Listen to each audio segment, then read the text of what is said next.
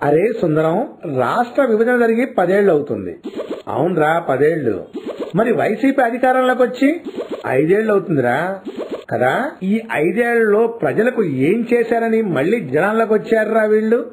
అవునరా, మా ఇంటికి కూడా వచ్చారు. 3 రాజధానులు అన్నాడు. ఒక్క రాజధాని కట్టాడంట్రా? లేదు. కేంద్రం పోలవరానికి ఇచ్చిన నిధుల్ని అడ్డుగోలుగా దోచుకున్నారే గాని పోలవరాన్ని నిర్మించారంట్రా? లేదు. మరి నిరుద్యోగులకు జాబులు ఇచ్చారా? ఇవ్వలేదు. ఉన్న పరిశ్రమలు పోగొట్టారే గాని కొత్త పరిశ్రమలు తెచ్చారా? తేలేదు. రాష్ట్రంలో ఉన్న పేదరికాన్ని పోగొట్టారా? లేదు. రాష్ట్రానికి ఆదాయం పెంచారా? పెంచలేదు.